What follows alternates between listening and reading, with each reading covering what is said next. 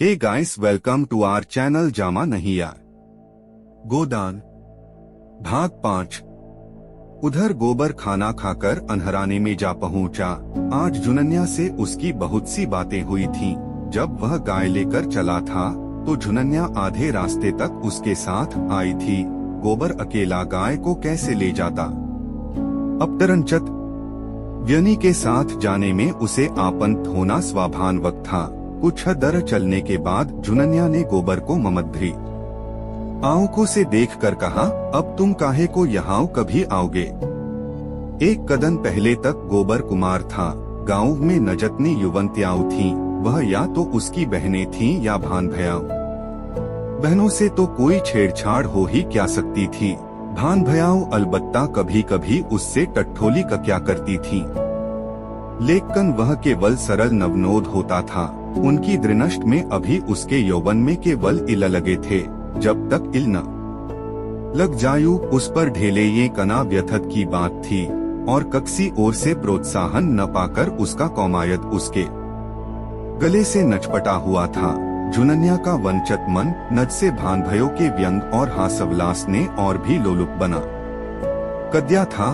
उसके कौमायत ही पर ललचा उठा और उस कुमार में भी पत्ता खड़कते ही कक्सी सोए हुए नशकारी जानवर की तरह यौवन जाग उठा।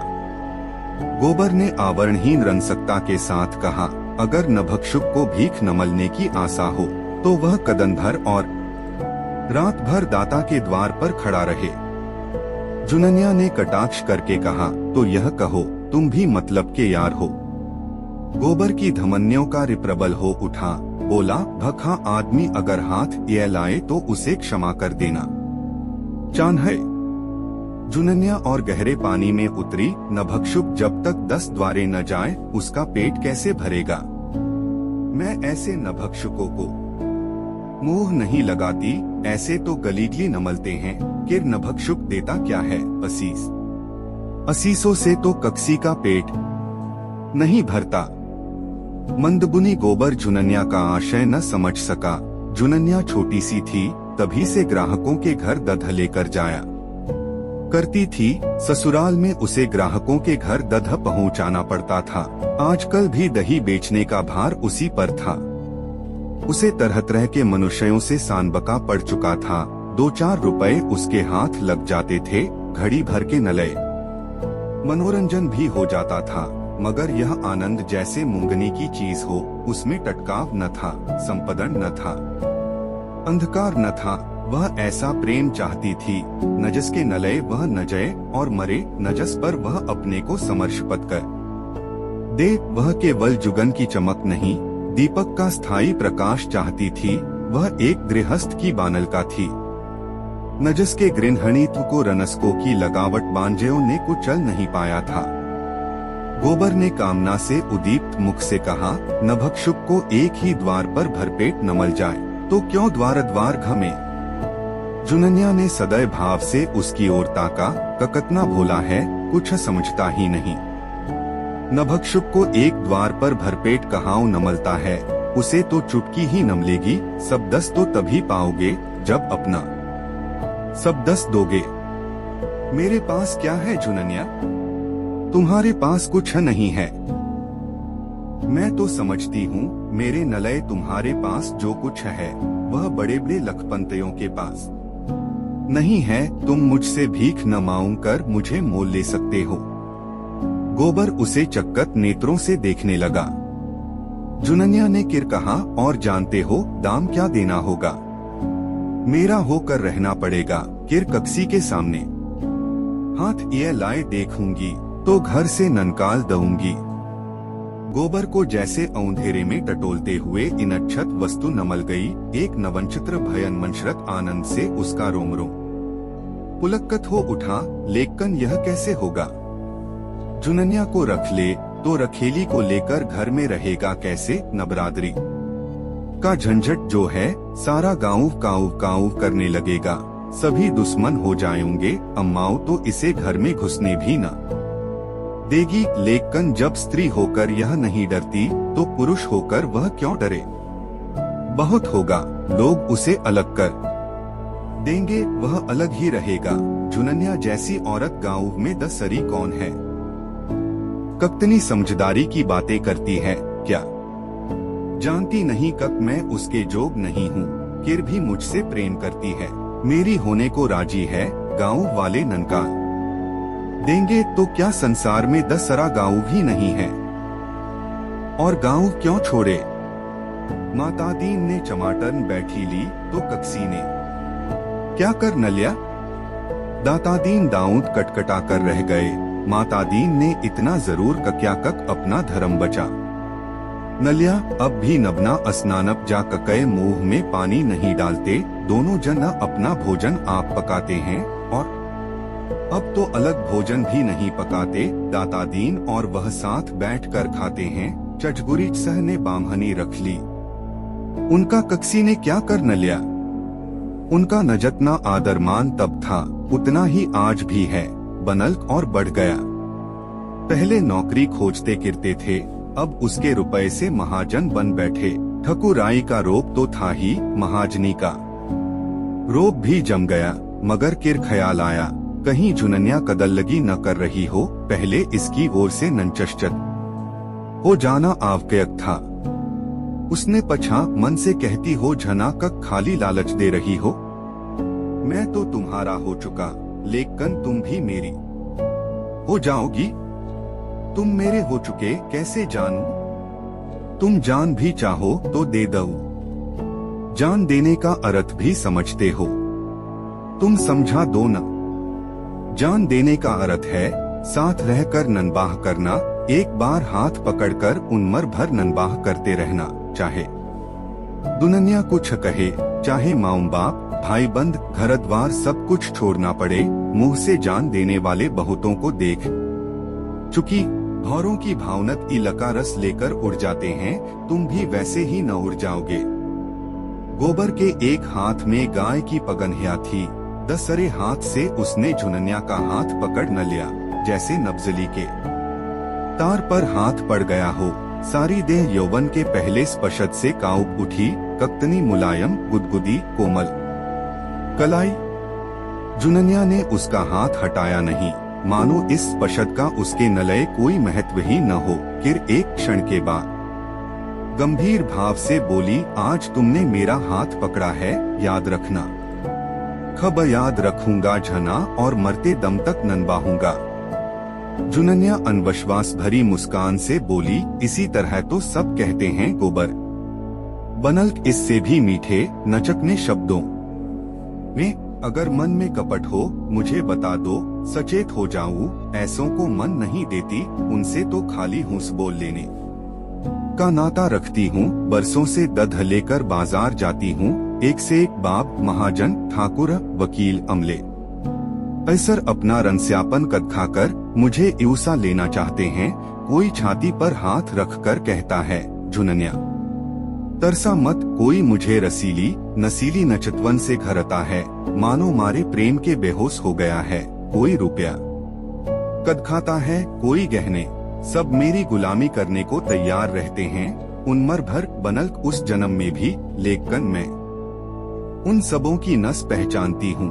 सबके सब भौरे रस लेकर उड़ जाने वाले, मैं भी उन्हें ललचाती हूँ। नतरछी नजरों से देखती हूँ, मुस्कुराती हूँ। वह मुझे गधी बनाते हैं, मैं उन्हें उल्ल बनाती हूँ। मैं मर जाऊँ तो उनकी आंखों में आंसू न आएगा। वह मर जायू तो मैं कहूँगी, अच्छा हुआ ननगोड़ा मर गया। मैं तो नजस की हो जाऊंगी, उसकी जन्म भर के नलय हो जाऊंगी। सुख में, दुख में, संपत में, नवपत में उसके साथ रहूंगी। हर जाई नहीं हूँ कक सबसे ऊंसती बोलती के रू।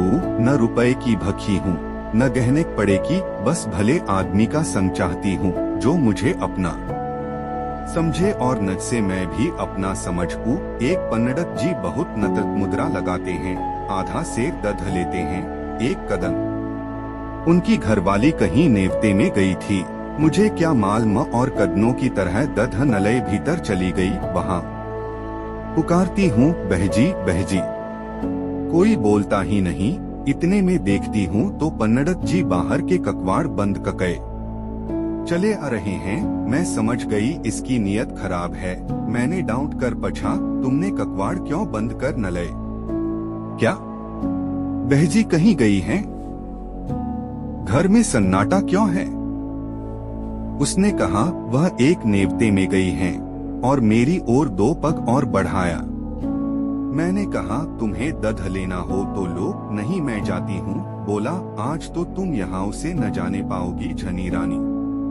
रोज रोज कलेजे पर छुरी चलाकर भाग जाती हो, आज मेरे हाथ से न बचोगी। तुमसे सच कहती हूँ गोबर। मेरे रोयो खड़े हो गए। गोबर आवेश में आकर बोला, मैं बचा को देख पाऊँ तो खोद कर जमीन में गाड़ दऊ, ख न चसलऊ तुम मुझे कदखा तो देना। सुनो तो ऐसों का मुंह तोड़ने के नलय मैं ही काई हूँ। मेरी छाती धक धक करने लगी। यह कुछ बदमाशी कर बैठे तो क्या करूँगी? कोई न चिल्लाना भी तो न सुनेगा। लेकिन मन में यह निश्चय कर न लिया था कि मेरी देह छुई तो दध की भरी हावड़ी उसके मुंह पर पटक दूंगी। बला से 4 पाउच शेर दध जाएगा, बचा को याद तो हो जाएगा। कलेजा मजब्त करके बोली, इस ये रमे न रहना पंडित जी। मैं अहीर के लड़की हूँ, मैं ऊंच का एक एक बाल नुचवा लूंगी। यही नलखा है तुम्हारे पोथी पत्रों में कक 10 सरों की बहबेटी को अपने घर में बंद करके बेइज्जत करो। इसीलिए नतल मुद्रा का जाल नपछाए बैठे हो।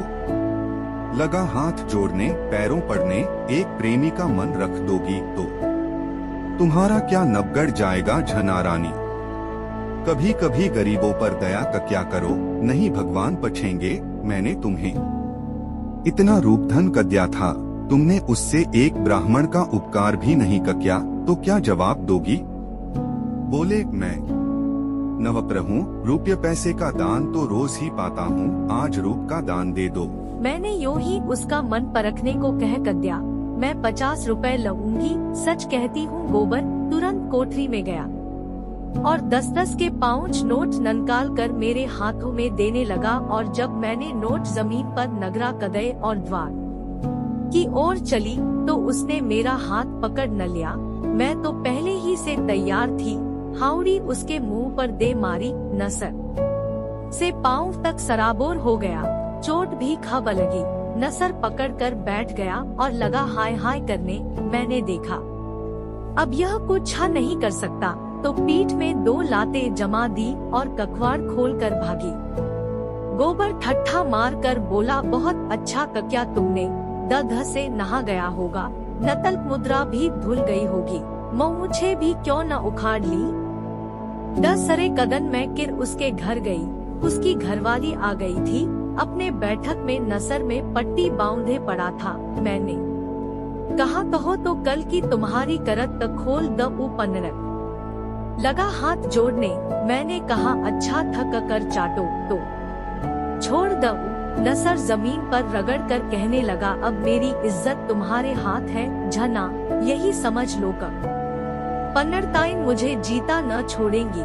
मुझे भी उस पर दया आ गई। गोबर को उसकी दया बुरी लगी। यह तुमने क्या उसकी औरत से जाकर का क्यों नहीं कर दिया? जती से पीटती, ऐसे पाखंडियों पर दया न करनी चान है। तो मुझे कल उसकी सररत कदखा दो, किर देखना कैसी मरम्मत करता हूँ। जुनन्या ने उसके ऐदन कंसत यौवन को देखकर कहा, तुम उसे न पाओगे, खास देव है, मुफ्त का मान उड़ाता है कक नहीं। गोबर अपने यौवन का यह नतस्कार कैसे सहा? डींग मार कर बोला, मोटे होने से क्या होता है, यहाँ यौला की हनड्याऊ है। 300 दंड रोज मारता हूँ, दध ही नहीं नमलता, नहीं अब तक सीना यो ननकल आया होता। यह कहकर उसने छाती ए लाकर कदखाई। जुनन्या ने आश्वस्त आंखों से देखा, अच्छा कभी कदखा दूंगी, लेकिन वहाँ तो सभी एक से हैं, तुम ककसक्कस की मरम्मत करोगे? न जाने मर्दों की क्या आदत है, कब जहाँ कोई जवान सुंदर औरत देखी और बस लगे घरने छाती पीटने। और यह जो बड़े आदमी कहलाते हैं, ये तो नन्हे लंपट होते हैं। किर मैं तो कोई सुंदरी नहीं हूँ। गोबर ने आपंत की, तुम्हें देखकर तो यही जी चाहता है तक कलेजे में नपठा ले। झुनन्या ने उसकी पीठ में हल्का सा घूंसा जमाया, लगे औरों की तरह तुम भी चापल सी करने, मैं जैसी कुछ हूँ वह मैं जानती हूँ, मगर लोगों को तो जवान नमल जाए, घड़ी भर मन बहलाने को और क्या चान है। गुण तो आदमी उसमें देखता है, नजस के साथ जन्म भर ननबाह करना हो। सुनती भी हूँ और देखती भी हूँ, आजकल बड़े घरों की नवनचत्र लीला है। नजस मोहल्ले में मेरी ससुराल है, उसी में गपड़ गपड़ नाम के काश्मीरी रहते थे। बड़े भारी आदमी थे, उनके यहाँ पहुँच से द लगता था। उनकी 3 लड़कियां थी, कोई 20-20, 25-25 की होगी, एक से एक सुंदर। तीनों बड़े कॉलेज में पढ़ने जाती थी, एक साइड कॉलेज में पढ़ाती भी थी। 300 का महीना पाती थी। नस्तार वह सब बजावे, हारमोनियम वह सब बजावे, नाचे वह, गावे वह, लेकिन ब्याह कोई न करती थी। राम जाने वह कक्सी मर्द को पसंद नहीं करती थी, कक मर्द उन्हीं को पसंद नहीं करता था। एक बार मैंने बड़ी बीबी से पूछा तो हूंस कर बोली, हम लोग यह रोग नहीं पालते, मगर भीतर ही भीतर खबर गुलछरे उड़ाती थी। जब देखो 2-4 लौंडे उनको घेरे हुए हैं। जो सबसे बड़ी थी वह तो कोट पतल न पहनकर घोड़े पर सवार होकर मर्दों के साथ सैर करने जाती थी। सारे शहर में उनकी लीला मशहूर थी। गपड़ बा नसर नीचा ककए जैसे मुंह में कानल सी लगाए रहते थे। लड़कियों को डांटते थे, समझाते थे, पर सबकी सब खुल्लम खुल्ला कहती थी, तुमको हमारे बीच में बोलने का कुछ मजाल नहीं है। हम अपने मन की रानी है, जो हमारी इच्छा होगी वह हम करेंगे। बेचारा बाप जवान जवान लड़कियों से क्या बोले।